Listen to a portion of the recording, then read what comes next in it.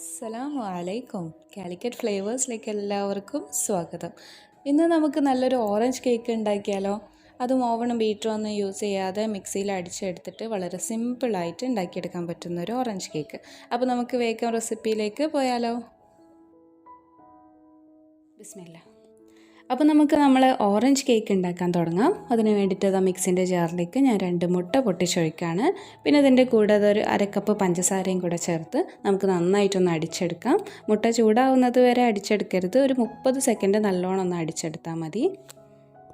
ഇനി ഇതിലേക്ക് ഒരു 1/4 കപ്പ് ഓയിലും കൂടെ ചേർത്ത് നമുക്കൊന്നുകൂടെ ഒന്ന് അടിച്ചെടുത്തിട്ട് വരാം.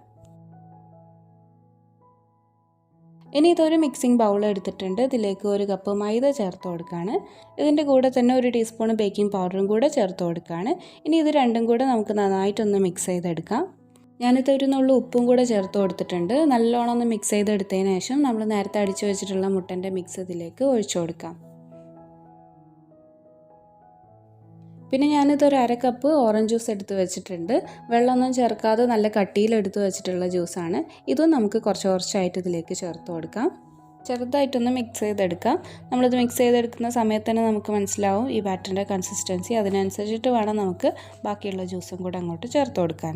പിന്നെ അത് 1 ടീസ്പൂൺ ഓറഞ്ചിൻ്റെ തൊലി ചിരണ്ടി എടുത്തതും കൂടെ ഞാനിതിലേക്ക് ചേർത്ത് കൊടുക്കുകയാണ്. ആ ഒരു വൈറ്റ് പാർട്ട് പെടാതെ നമ്മൾ മേലത്തെ തൊലി മാത്രം ഇങ്ങനെ ചിരണ്ടി എടുത്തിട്ടുള്ളതാണ് കേട്ടോ. അപ്പോൾ നമ്മളെ ബാറ്ററിലേക്ക് ബാക്കിയുള്ള ജ്യൂസും കൂടെ അങ്ങോട്ട് ഒഴിച്ചു കൊടുക്കുകയാണ്. എന്നിട്ട് നല്ലോണം ഒന്ന് മിക്സ് ചെയ്തെടുത്തിട്ടുണ്ട്.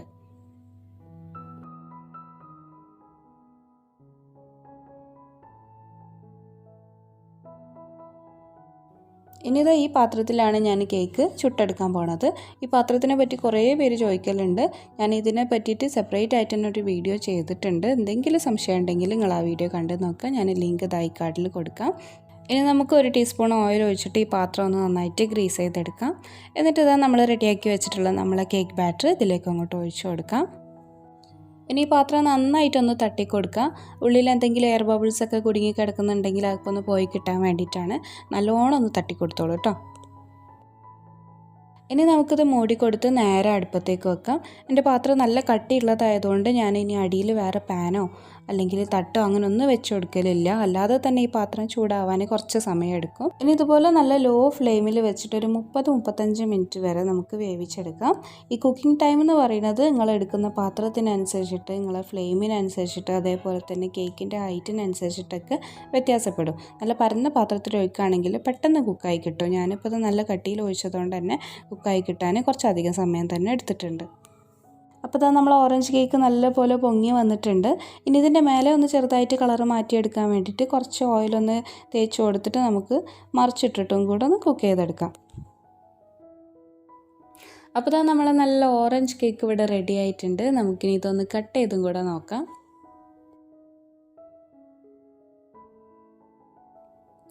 നല്ല മോയിസ്റ്റായിട്ട് നല്ല സ്പോഞ്ചി ആയിട്ടുള്ള കേക്ക് തന്നെയാണ്. ബാക്കി അഭിപ്രായങ്ങളൊക്കെ നിങ്ങൾ ഉണ്ടാക്കി നോക്കിയിട്ട് അറിയിക്കുമെന്ന് പ്രതീക്ഷിക്കണം. നമ്മളെ ഇൻസ്റ്റാഗ്രാമിൽ ഫോട്ടോസൊക്കെ അയച്ചു തരാൻ മറക്കരുത്.